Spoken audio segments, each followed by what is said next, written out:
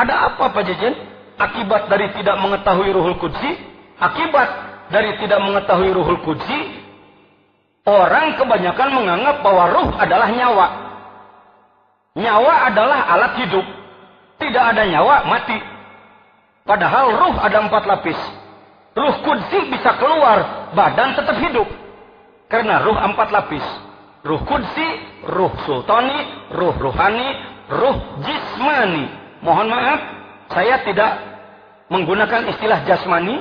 Kalau ada yang lainnya menggunakan, silakan. Jismani, jismun. Ruh jismani, ruh badan. Yang terkait dengan nafs, yang berkait dengan darah. Sedangkan ruh Qudsi adalah ruh murni dari cahaya Muhammad. Semua manusia punya itu.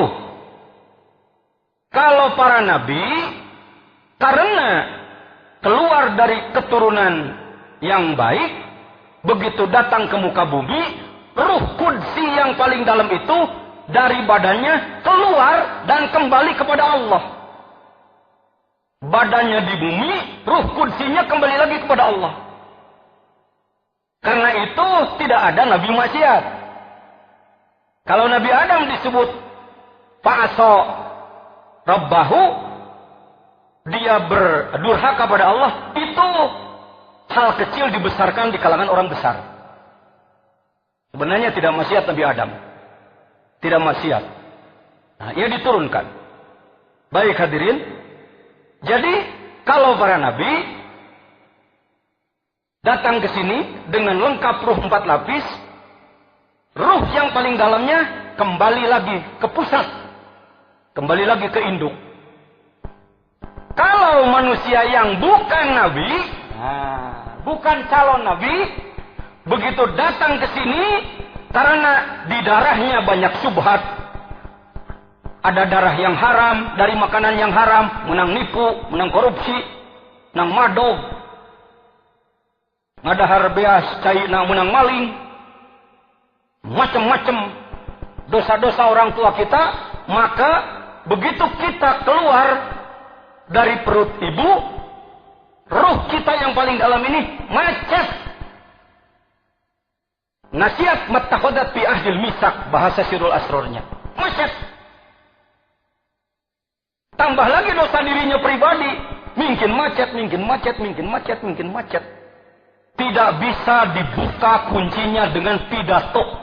Tidak bisa kuncinya dengan doa. Tidak bisa. Tidak bisa dibuka dengan doa. Sehebat apapun ahli doa. Kalau orang sudah bisa berdoa, umpamanya menghilangkan gunung. Allahumma azil hadzal jabal. Ya Allah, hilangkan gunung. Las langit. Hebat. Orang ini bisa menghilangkan gunung. Allahumma ja'al hadzal bahra, umpamanya ardon. Ya Allah, laut ini jadikan tanah. Hamparan tanah. Hebat, hebat. Hebat. Tidak akan bisa membukakan kunci yang mengunci ruh Qudus. Ini jarang dikenal ini. Jarang dikenal. Alhamdulillah. Alhamdulillah. Alhamdulillah. Andaikan saya tidak dipertemukan dengan guru mursyid, saya tidak akan paham yang begitu. Saya pasti sombong saja. Pajangan jajan pesantren hektaran, santri ratusan, ngaji jago ngomong cepetam. Ke Mekah ulang tahun, mobil ratusan juta, jabatan ketua umum majelis ulama, suriah Nahdlatul Ulama Jawa Barat. Wah, melak cangkengna lain lumayan. Paingan batur, armungun kalengkahan hirup. Paingan batur, resep nincak batur. Paingan batur, sebab tidak mengenal yang tadi. Setelah ke Suryalaya saya baru berani mengatakan jajan teh tolol, goblok, cocrok.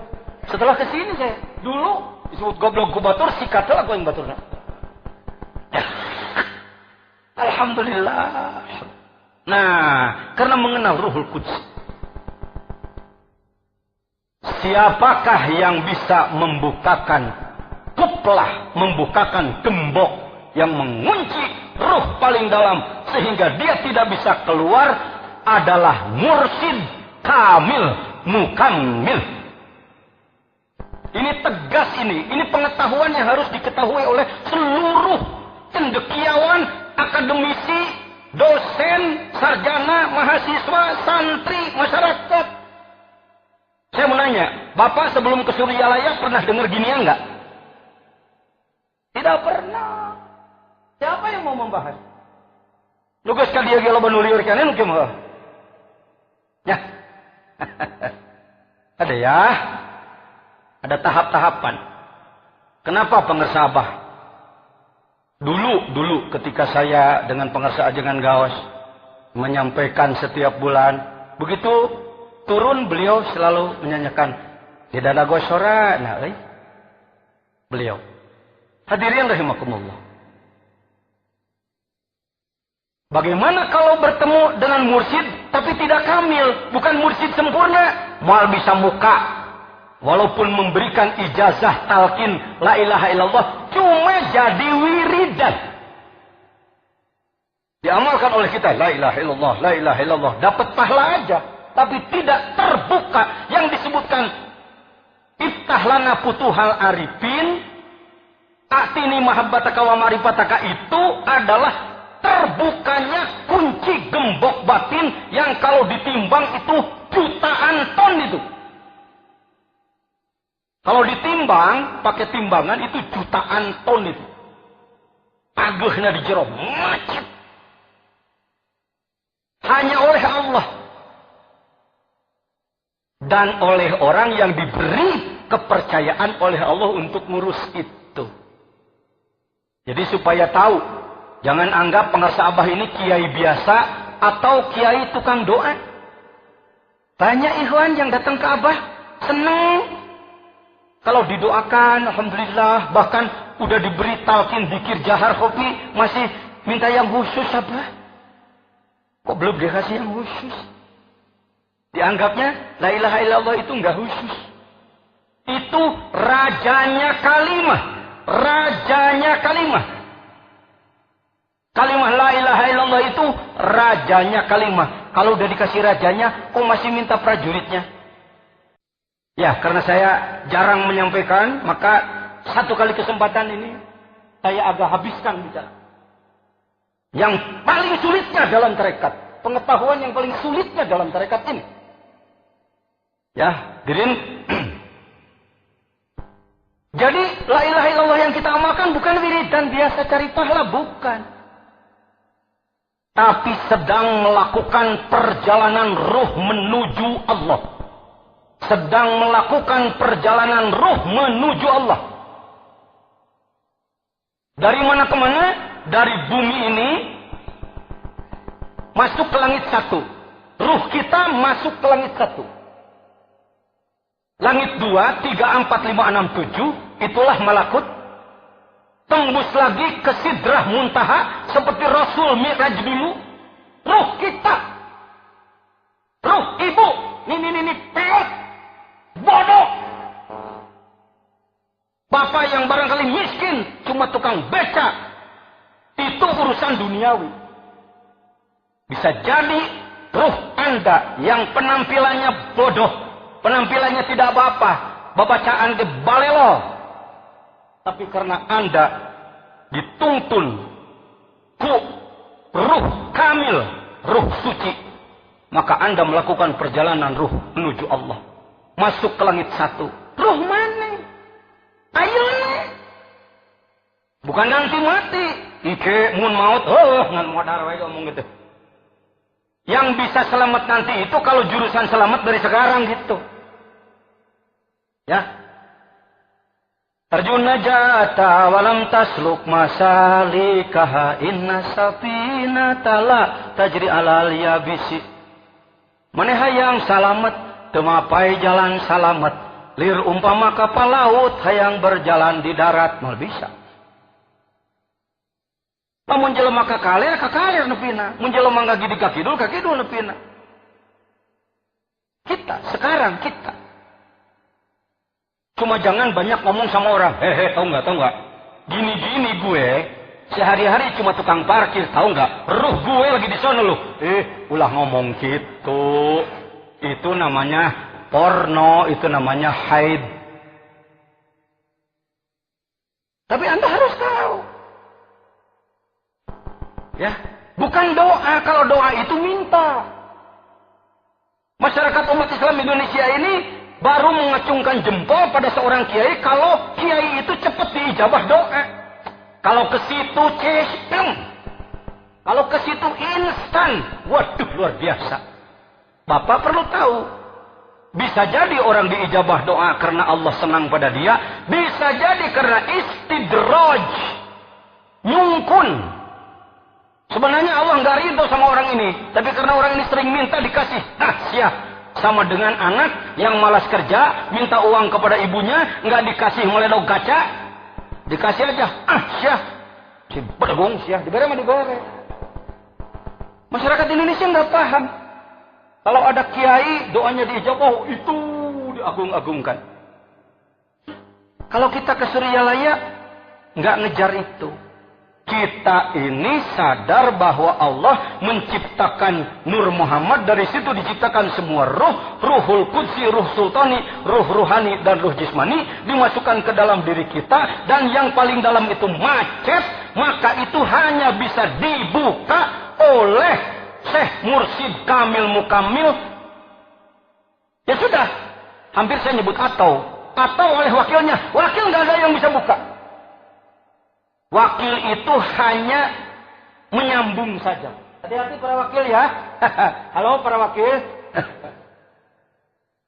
Jangan nanti karena sudah jadi wakil jadi raja ikhwan. Pengen dilayani, ngatur itu ngatur ini. Ngatur orang semau kadut sendiri. Wakil itu khodim, sama aja dengan tukang masak di dapur. Kenapa saya ajangan jajan waktu ada Mang Ahmadi turun dari Mercedes, cium tangan ke Ahmadi, padahal Mang Ahmadi tukang ngepel, sama aja. Saya diberi lahan hidmah oleh Abah di Wakil Talqin dan bidang ilmu dakwah, Mang Ahmadi ngepel di hareup non bedaan. Ini liwat sesalaman batur teu cium dikitukeun kana irungna. Atuh lehong mun eueuh lehon deh. Maaf ya, maaf. Dirin, baik. Sampai di mana tadi saya ngomong? Sampai di ruh. Jadi ibu-ibu, bapak-bapak datang ke Suryalaya itu diapakan oleh Abah? Tuh, ngahulang deh. Dibukakan kunci yang mengunci ruhul qudsi. Memangnya Pak Jajan, kembalinya ruh qudsi kepada Allah itu apa hukumnya? Wajib ain. Karena saya mantan ketua fatwa, sekarang jadi ketua umum Majelis Ulama, maka ngomong saya gaya fatwa. Berdasarkan, mengingat, menimbang keputusan. Ya, fardu ain. Jadi orang yang nantinya akan bisa kembali kepada Allah setelah mati, kalau kembali saja sekarang. Hadisnya, pengersa. Nah, entah. Bagian pengersa. Hadis sohehnya dari apa itu? Mutu qabla an tamut. Yuk ngomong ya. Mutu. Bukan mutu luludek. Ulekan. Qabla an tamutu. Kenapa? Begini. Kalau Rasul bersabda, "Sallu." Apa katanya? Rasul memerintah, "Salat." Jadi kita wajib apa? Karena Rasul memerintah. Sumu ngomong. Saumlah. Maka kita wajib. Karena Rasul merintah. Zakku. Apa? Atuz zakat. Laksanakan zakat. Maka kalau nisab kita wajib. Karena Rasul. Kalau tidak dilaksanakan, dosa, diancam masuk. Saya ulang. Nggak mudah ini, nggak mudah menyampaikannya begini. Sebab saya harus memperbaiki pemikiran. Rasul bersabda, "Sumu." Apa katanya? Artinya Rasul memerintah orang supaya maka umatnya wajib dalam setahun 1 bulan. Rasul memerintah sholat, maka kita wajib sholat dalam sehari 5 kali. Kalau tidak dilaksanakan, dosa diancam masuk. Yakin? Percaya? Tidak ragu-ragu? Oke. Bagi yang sudah sampai istitoah, kalau haji jangan nyebut nisab ya. Orang yang sudah mampu punya bekal dan sehat untuk berangkat ke haji, maka dia wajib melaksanakan.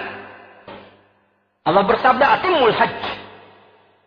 Yang sudah mampu tapi tidak melaksanakan diancam masuk neraka. Yakin?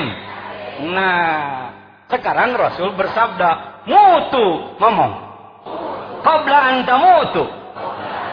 Matilah kamu sebelum mati. Perintah siapa itu? Kepada siapa itu? Laksanakan apa jangan? Hukumnya? Kalau tidak, diancam masuk. Nah, kita menang. Teradai ngomong lebih lama. Saudara Rasul mewajibkan sholat. Kalau tidak sholat, neraka. Saudara Allah mewajibkan saum. Kalau tidak saum, neraka. Bagaimana Pak Kiai, Ustaz tentang mati sebelum mati? Ya kalau itu sih. Mulai dibijaksanakan itu. Jadi kalau itu sih, ya terserah ya. Ya hadirin sebenarnya saya itu paham. Ngan mengaku itu paham ya.